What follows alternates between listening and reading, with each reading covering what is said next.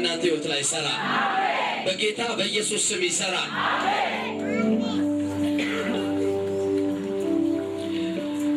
ስምሽ ማን ነው? ደግነት። ደግነት። ኧረ እስቲ ባርኪኝ ደግነት። ብሩክ ምንድን ነው ደግነት? በመጀመሪያ እዚህ ከእናንተ ጋር ስለተቀላቀልኩና የእግዚአብሔርን ቤት ስላሳየኝ ስሙ ይባረክ።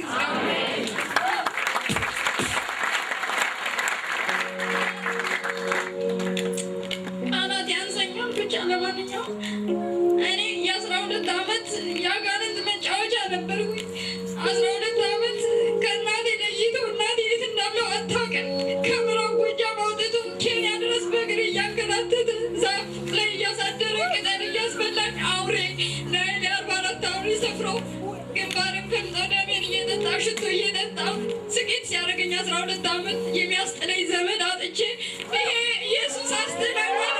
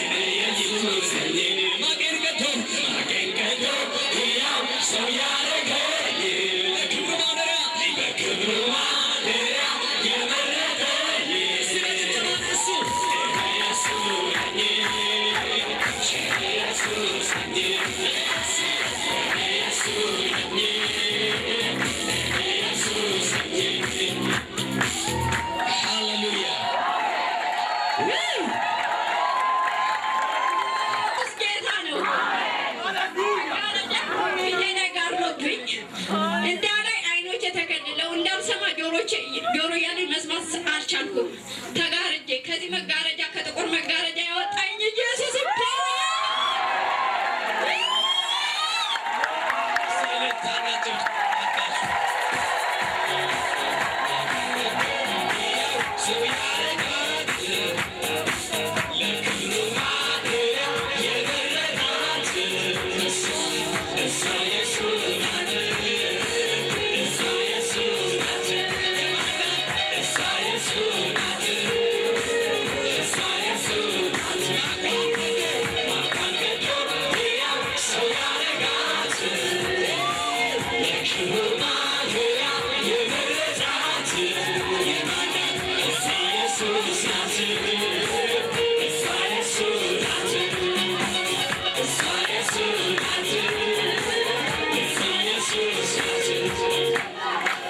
ኢየሱስ ጌታ ነው።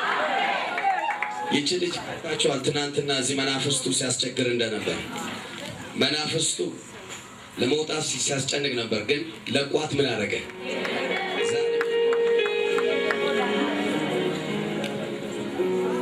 እስቲ እዩዋቸው። በደንብ ዞር ዞር በሉ፣ ዞር ዞር በሉ። ግድ የለም ከኔ ጋር ትናንትና ለመሄድ እንኳን አይችሉም ነበር። ታስታውሳላችሁ? እስቲ ወደዛ ዞር ብለሽ ሮጥ ብለሽ አሳያቸው። ጌታ እኮ ለመውጣት አቅቷት ሰው ተሸክሟት ነበር አይደል? ለመሄድ የነበራችሁ እስቲ ምስክር ናችሁ። እስቲ ሆነው ንገረኝ። ስምሽ ማን ነው? መጀመሪያ ሸዋዬ። ሸዋዬ ብዙዎች ያቆኛሉ እያስባለሁ። ጌታ ይመስገን። ኢየሱስ ጌታ ነው። የትውልድ የምናፍቀው ትውልድ፣ የምጠማው ትውልድ ኢየሱስ ጌታ ነው። እግዚአብሔር ነው ወገኖች። ምስክርነቴ ትናንት ቀደም ያለው ተስል ጀምርላችሁና የዛሬ ዓመት ሐምሌ ሲገባ ነው መሰለኝ ጾም ጸሎት ተጀመረ።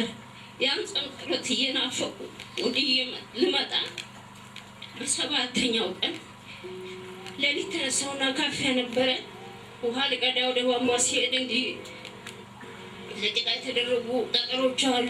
እዛ ላይ ወደቁ። ከዛም በኋላ ወገቤ አይሰራም፣ ነገሬ አይሰራም። በቤት ውስጥ ቀረሁ። እንዴት ጌታ ሆይ እኔ ብዙ ተስፋ አለኝ ነኝ ለዚህ ትውልድ እንዴት ቤት እቀራለሁ ማገልገል አለብኝ እያልኩ በእግዚአብሔር ፊት 10 ወር ያህል ወደ አዲስ አበባ እዛው ቆየሁ። ተነስቼ እዚህ ጋር መጣሁ። አይታችኋል እንዴት እንደመጣ። ኢየሱስ ጌታ ነው። አሁን ይሄ እግዚአብሔር ባራዳኒ 2 ጊዜ በጥፊ እዚህ ሲመጣ ኢየሱስ ጌታ ወጥቶ